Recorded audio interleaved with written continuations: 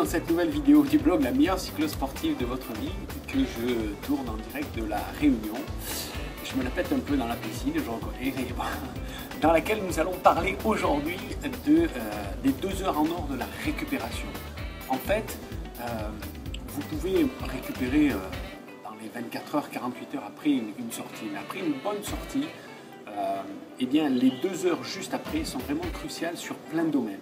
Alors quel est l'intérêt de mieux récupérer? D'abord, vous fatiguez moins votre organisme. Si vous mettez que 3 heures à récupérer, eh bien, vous le fatiguez moins que si vous mettez 6 heures, c'est clair, vous le sollicitez moins. Et puis ensuite, vous pouvez enchaîner des entraînements. Alors je l'ai déjà dit, pour toute personne qui n'est pas professionnelle et qui a plus de 25 ans, le meilleur entraînement, c'est 1 jour sur 2. Comme ça, vous laissez le temps à votre organisme de récupérer et de monter à un niveau supérieur. C'est l'intérêt de l'entraînement. J'ai été capable de m'entraîner 3 heures. Si je laisse le temps à mon organisme de récupérer, je pourrais m'entraîner 3h30. J'ai été capable de faire 45 minutes d'hyper-intensité. Si je laisse récupérer, je vais pouvoir faire après 47-48 minutes. Et ça, dans une course, je vais pouvoir faire 47 ou 48 minutes d'effort. Et ces 3 minutes supplémentaires, ça fera la différence. Ça fera une attaque de plus qui fait la différence. D'accord? Donc le principe de l'entraînement, c'est pouvoir récupérer. Moi, je vous conseille 1 jour sur 2, mais de temps en temps, vous pouvez faire un stage d'une semaine dans lequel vous allez vous entraîner tous les jours. Et si vous avez bien récupéré, vous pourrez faire de la qualité à toutes les sorties et vous entraîner tous les jours.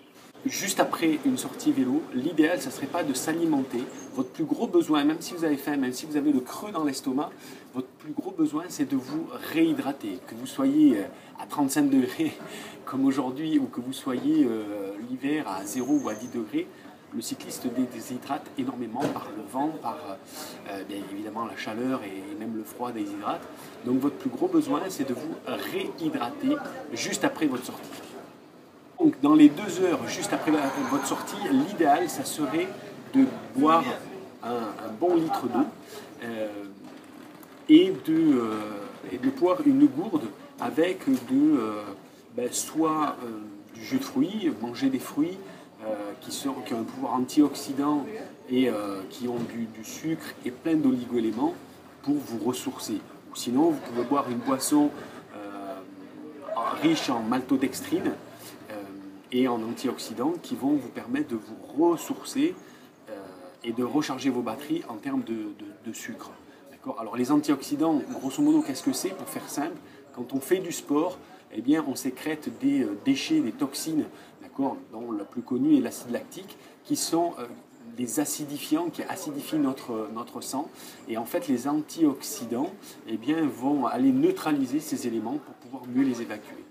Donc, le thé vert, c'est un antioxydant naturel. Donc, c'est juste après, vous voulez prendre une bonne boisson avec du thé vert, un peu de miel, un peu de jus de fruits, encore une fois, de jus de fruits frais, bien sûr, pas du jus de fruits industriel, c'est que du sucre, d'accord? Eh bien, ça, c'est l'idéal. Alors, pourquoi ne pas manger n'importe quoi, comme font beaucoup, d'accord? En fait, si vous mangez n'importe quoi, des frites, des pizzas, des sucreries en abondance, votre corps va de toute façon ressourcer votre énergie. C'est clair, il va le transformer, mais ça va lui demander beaucoup plus d'énergie, ça va beaucoup plus fatiguer votre estomac, votre foie, votre pancréas pour les transformer. Et surtout, c'est souvent des aliments qui sont pauvres en oligo-éléments, en vitamines, dont vous avez extrêmement besoin après une grosse sortie. Donc, l'idée, c'est véritablement de manger sainement après une sortie. Donc, attendez un petit peu. D'abord, réhydratez-vous un maximum, je dirais pendant une bonne heure. Okay. Si vous avez besoin d'énergie, vous faites 2 bouteilles, une bouteille d'eau qui vous réhydrate vraiment, c'est la seule boisson qui vous réhydrate, et une bouteille de boisson énergétique qui va vous permettre de vous remettre plein d'énergie. Moi, je préfère les aliments naturels, donc je vous ai dit des fruits, du miel, du thé vert, c'est très bien, ça coûte moins cher et ça vous ressource bien.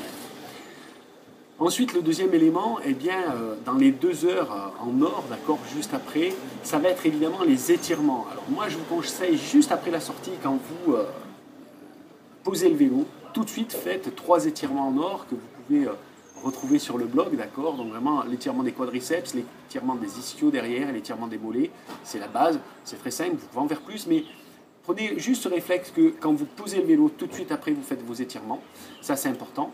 Et peut-être après, dans les 2 heures, refaire une petite séance, notamment au niveau du dos, du cou, qui a extrêmement besoin de se détendre dans les premières sorties longues, eh bien, vous obtiendrez beaucoup plus de résultats avec des étirements dans les 2 heures. Pourquoi? Parce qu'au-delà de 2 heures, vos muscles vont se refroidir, okay, et donc ils vont commencer quelque part à se figer, vous voyez, les fibres musculaires vont commencer à se figer, vous allez avoir peut-être des toxines dedans, etc.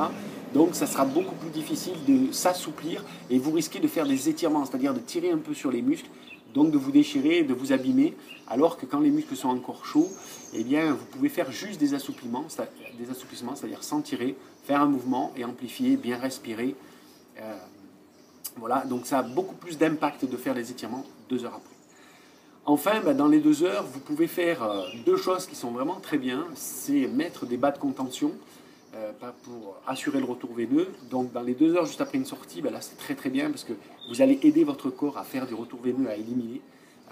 Donc je ferai prochainement un article comparatif sur les différents bas de contention, mais là vous pouvez en prendre un, c'est vraiment très très très efficace, il y a une vraie efficacité. Et puis bien sûr, vous avez l'électrostimulation dans les 2 heures, d'accord? Alors ça c'est vraiment un super outil pour récupérer.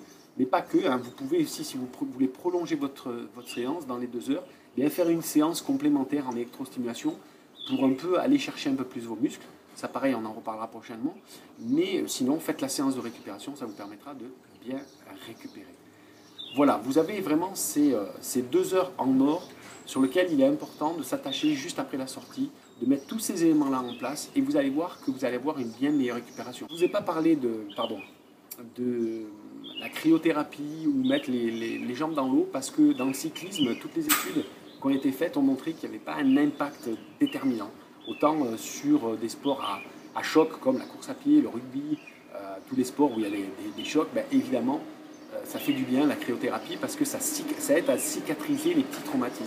Par contre, en vélo, il n'y a jamais rien qui a été prouvé, mais ceci dit, après une bonne sortie, vous avez les muscles qui chauffent, qui brûlent, et bien se tremper les jambes dans l'eau, je peux vous dire, ça fait. Donc voilà, c'était Nicolas Elzéa en direct de Saint-Pierre de la Réunion. Une belle pensée pour vous, je vous embrasse. Alors, je vous dis à bientôt et puis à vous de jouer.